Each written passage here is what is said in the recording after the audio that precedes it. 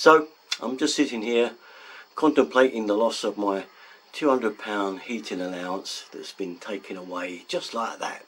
First thing the new government done was to hit the pensioners right between the eyes, give us a smack right down. Oh yes, we needed that money to plug the big black hole that's been left behind by the previous government. This rings a bell rather about the time when the Labour Party finished office way back and the Conservatives took over, and I believe there was a note from the Labour Party saying good luck, there's no money left in the coffers, and then we had all these years of austerity to try and make that black hole fit then, didn't we, by making everybody suffer with austerity measures. So it kind of comes around when now this government can now use, well, the Conservatives left us in a mess and all this black hole in the finances, so we need to fill it. You know, but us pensioners have paid in all these years, and we've deserved better, I think, than just that. Now I know they're saying, well, it's okay, it can be means tested, and anybody in dire need will get the allowance, which is all good and well, yes, but there's absolutely millions of pensioners, I think probably just like me, that have paid into private pensions as well, just to make sure that we were okay. But we're only just okay. We're not talking about having thousands of pounds over to spend on this, that and the other. What we're saying is we paid in extra probably to a private pension or things like this, and that goes against us now, doesn't it? So you could find a lot of people are just over the limit to get the credit back, that is this heating allowance, but they're just kind of a pound or two over, and that doesn't mean that they're going to be wealthy or they're going to be rich. It's not. It just means that they're just over, and actually they're going to suffer worse than the people that are on pension credits, because they're going to get the heating allowance, but the guys that are just over the limit are not going to get it, and they're going to be the ones suffering. So the ones that are just kind of in that borderline are going to be the ones. But at the end of the day, pensioners have been struck at the first blow, and this does mean bad news for this government, because for all of those that did vote them in, I think they're now thinking again about the decision they made to hit the pensioners straight away.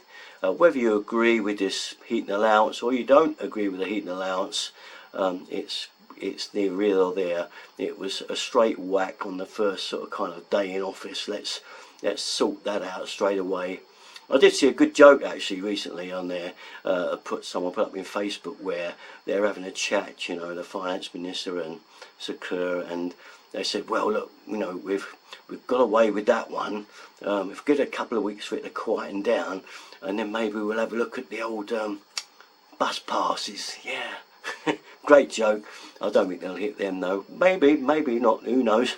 They're going to hit everything, and I think we're going to find out exactly how badly we're going to hit when the budget comes around, and also then it's going to be a time to find out how much taxes and stuff we're all going to be paying extra.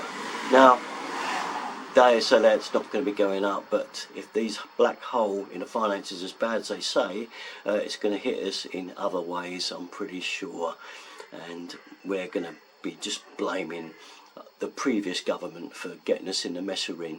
Which takes me right back to the beginning of my story, was when the Labour were in, back in, you know, when it was 2000 up to 2007 to 11, somewhere around there, and then they lost and the Conservatives got in, and the same thing was said, we've got a big black hole, and a letter left to say that there was no money left, you know. So we all suffered the austerity measures for all those years, and now it looks like we're going to suffer again. So it's the same old thing, isn't it? Goes round and round, and the people that lose usually are the people that put the most in, the workers of this country, whether you be someone who is still at work or pensioners like me that have done our bit as far as we're concerned, but now are finding that maybe we'll have to get a part-time job and go back to work just to make ends meet, which, you know, is kind of a good thing for the government, isn't it? Because then we pay tax again, and you know, perhaps the country's better off. Perhaps that's a kind of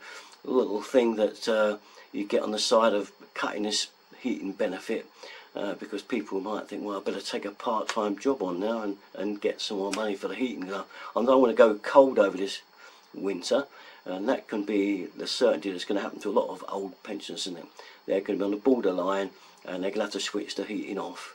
So I hope the government are very proud of what they've done as soon as they come in office. We will remember you guys, okay? We will remember what you've done at the next election, if we're still alive by then, okay? Now, I didn't want to be a dull kind of video, this one. Just sort of what caught my attention, and I'm sure it's all caught yours. I I thought I'd do it sitting on my scooter and just, you know, just to say, to cheer you up, because I know you like looking at my old scooters and seeing the fun times we should be having.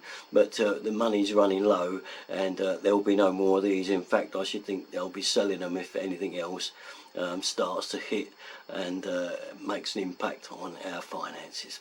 Anyway, there you are.